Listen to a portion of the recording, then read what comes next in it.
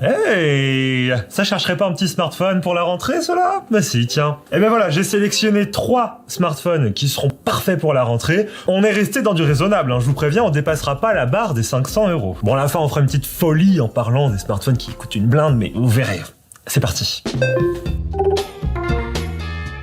Allez, premier smartphone, on commence avec le Redmi Note 10S. Bon, alors c'est un smartphone Xiaomi, encore j'ai envie de dire, parce qu'ils en sortent presque une fois toutes les 2 semaines, mais celui-ci, ça a l'air d'être la bonne formule. Alors ce smartphone, il reprend les principales qualités du Redmi Note 10 classique, mais avec quelques raffinements supplémentaires sur lesquels on ne crachera pas. Déjà de base, le smartphone, je crois que c'est un des meilleurs niveaux autonomie qu'on puisse trouver sur le marché. La batterie fait 5000 mAh, et vous pourrez utiliser votre smartphone pendant 15h30 par jour.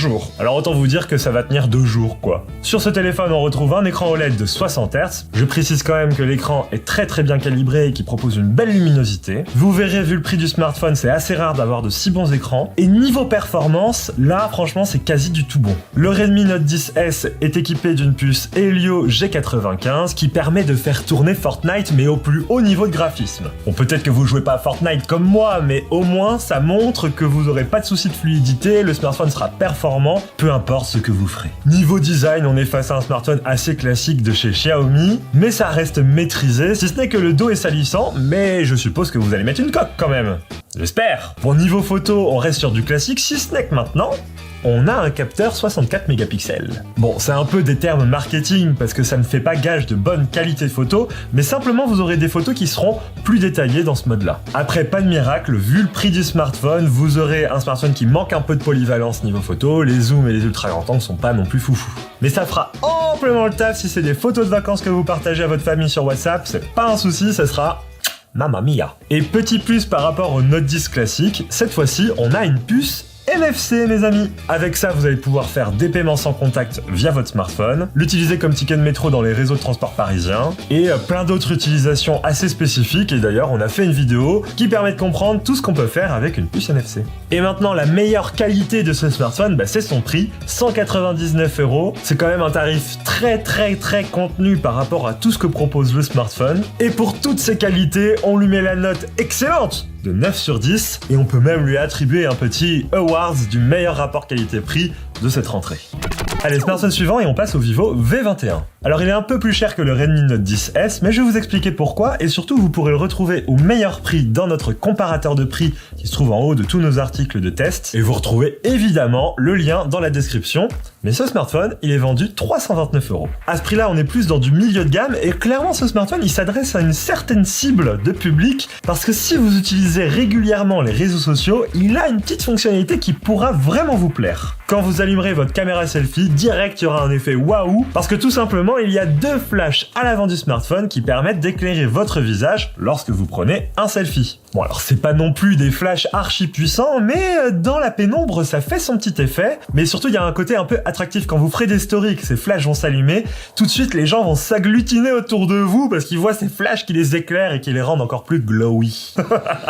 Bref, au-delà de ça, ça reste quand même un smartphone, donc il a des qualités et des défauts. Niveau design, c'est quasi du tout bon, franchement, le design est assez classique, mais en même temps, il fait son petit effet, parce qu'il y a un dos en verre mat, donc il y a très peu de traces de doigts, et surtout, le smartphone, il est assez fin, donc c'est très agréable à utiliser. On est face à un écran OLED 90 Hz, donc ça apporte une meilleure fluidité à l'image lorsque vous défilerez les informations sur votre smartphone. Niveau autonomie, on est aussi sur un smartphone performant, car il propose 14 heures d'autonomie, donc on va splitter en deux, ça vous fait 7 heures par jour, c'est sympa quand même. À la fin, vous serez à 10%, donc c'est chaud quoi, mais voilà, vous avez un jour et demi d'autonomie facile. Niveau photo, Vivo, ils ont mis le paquet niveau caméra selfie. On a ici des très bons selfies par rapport au marché global. Après, vu que la caméra selfie est bonne, les 2 petites LED qui sont là, finalement, elles sont pas indispensables puisqu'elles se débrouillent même en basse lumière. C'est vraiment pour le côté fashion, ces 2 petits flashs. Et puis, c'est vrai que ça rajoute un peu de brillance dans les yeux. Enfin, voilà, c'est plus esthétique qu'autre chose. Après, ce sont les caméras au dos qui sont un peu plus discutables. Ça reste de bonnes photos, mais le rendu, il est assez sobre, quoi. ça pète pas. Côté performance, on a ici une puce un peu lente qui n'est pas forcément à la hauteur de ce qu'on attend en 2021. Rien de dramatique, je vous rassure, vous pourrez faire l'ensemble de vos tâches comme d'habitude, mais c'est juste que parfois il y a des petits ralentissements sur certaines actions précises. Par exemple, quand on prend une photo, il va y avoir un petit temps de lag comme ça qui attend, et bon, ça dure une demi-seconde, mais bon, parfois ça arrive. Bon, alors Vivo avec ce smartphone, ils écrasent aucun autre concurrent dans toutes les catégories, mais juste ils se contentent d'être bons partout. Donc pour 329 €, ça fait un bon smartphone milieu de gamme qu'on peut qualifier de TikToker, et donc on lui a mis la note de 8 sur 10. Allez, on enchaîne avec le smartphone suivant, et c'est le OnePlus Nord 2. Avec ce smartphone, OnePlus, ils veulent clairement aller titiller les très haut de gamme, mais tout en faisant des compromis qui permettent d'atteindre le prix de 399 €. Déjà niveau design, il est très joli, il est agréable à porter en main. En plus de ça, ce smartphone, il a un écran OLED 90 Hz. On n'a pas la performance des très haut de gamme avec le 120 Hz, mais pour 90 Hz, franchement, c'est déjà très fluide. Puis en plus de ça, ça consomme moins. Niveau autonomie, c'est pas mal ça. D'ailleurs, niveau autonomie, on a une batterie de 4500 mAh. Bon, ça permet de tenir une journée, voire une grosse journée. Mais ce OnePlus Nord 2, il a un petit avantage, c'est sa recharge 65 watts qui permet de passer de 5% à 100% en 30 minutes à peu près. Un pur bonheur. Aussi, très bon point sur l'interface, on a OxygenOS qui vient vraiment sublimer tout ce que ce smartphone sait faire. Tout est fluide, tout est organique, tout répond bien aux doigts. C'est franchement un kiff à utiliser, cette interface est vraiment magique. Bon, il lui faut bien un point négatif à ce smartphone, et ça va être la partie caméra. Bon, je tempère, ça fait pas non plus des photos dégueu. Là, on a des photos qui sont bonnes, mais globalement saturées, compressées, et même en basse luminosité, c'est pas la folie. Je titille parce que OnePlus arrête pas de nous répéter leurs ambitions d'aller vraiment casser les hauts de gamme, mais franchement, ils sont pas à leur niveau encore. Ça viendra peut-être un jour, mais rassurez-vous, avec cet équipement, vous pourrez faire de belles photos, que vous soyez en plein jour ou même de nuit, ça passe. En vrai, c'est pas non plus l'horreur, quoi. Bon, globalement, l'avantage de ce OnePlus Nord 2, c'est vraiment qu'il vient titiller ce que fait les hauts de gamme. Mais c'est vrai qu'après, il a fait quelques concessions, et il faut les accepter, et à ce prix-là, on lui a mis la note de 8 sur 10. On peut donc dire que ce smartphone est le digne successeur du OnePlus Nord 1, qui était sorti il y a un an.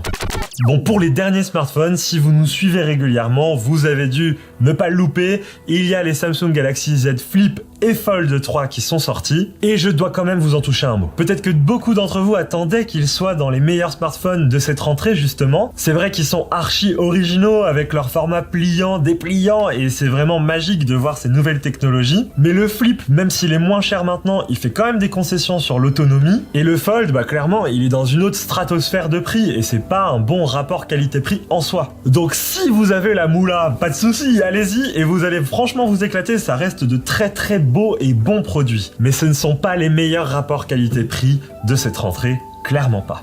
Bon voilà, c'est la fin de ce listing des meilleurs smartphones de la rentrée. J'espère que ce top vous aura servi. En tout cas, je vous invite à aller directement dans les liens dans la description, histoire de voir les meilleurs prix de chaque smartphone, parce que avec les promotions et l'ancienneté, ces smartphones peuvent perdre un petit peu en tarif. On est aussi 3 fois par semaine sur Twitch pour répondre à toutes vos questions. Le lien est dans la description. Et puis on se retrouve aussi sur tous les autres réseaux sociaux. Les amis, je vous laisse. Vive la technologie, vive les smartphones, à bientôt.